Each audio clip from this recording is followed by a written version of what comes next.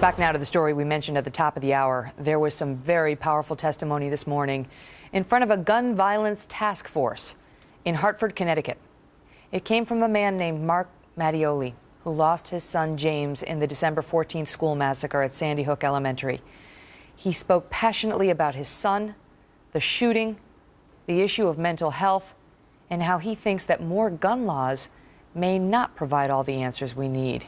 Now, he spoke, we're told, for about 10-15 minutes, so we've actually called the highlights from that. Watch here. I think there's much more promise for a solution in identifying, researching, and creating solutions along the lines of mental health issues. I think there is a lot of work that can be done there, and I applaud our friends, the Richmonds, who are forging a path down that road. I believe these issues, especially gun violence, are not as complex as you've been told. There's been a lot on TV, a lot of politicians telling you the way that it is, and it's very difficult, complex. I don't believe it's so complex. I believe the solution may not be as easy to implement as I might hope, but it's a simple concept. We need civility across our nation. What we're seeing are symptoms of a bigger problem. This is a symptom. The problem is not gun laws. The problem is a lack of civility.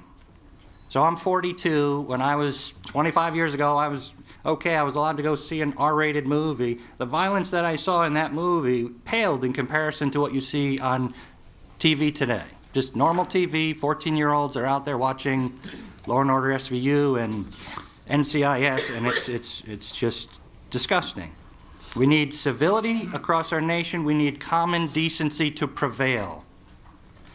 When I was about James's age, he was 6.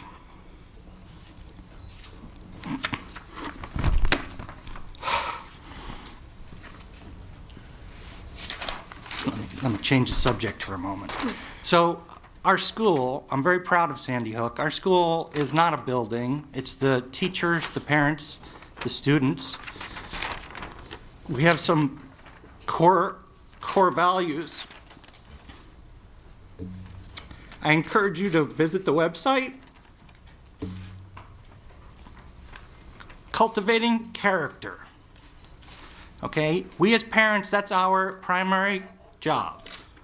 We ask the schools to, contribute to that, but we are the primary caregivers and educators, and Sandy Hook is a wonderful example.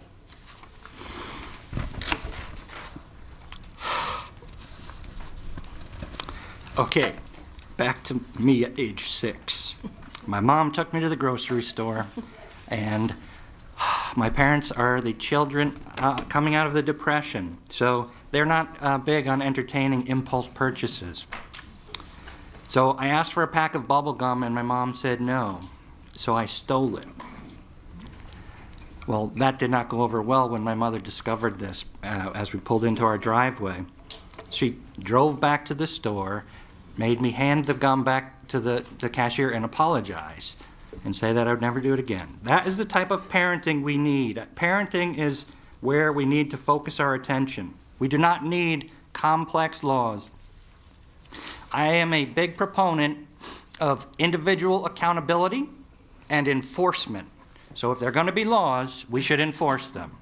What I would say is Chicago has some of the toughest gun laws in the country, and I would say to people who wanted to have a civil discussion on the topic, I don't think the gun laws are protecting the people, let alone the 500 who perished last year in that city.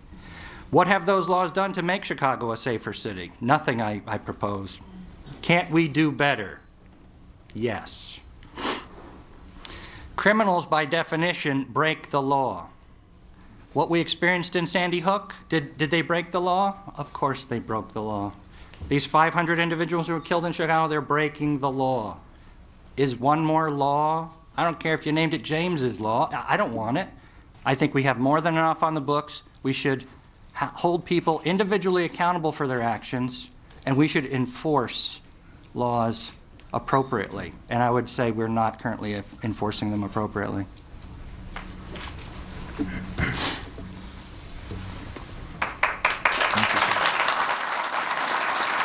you.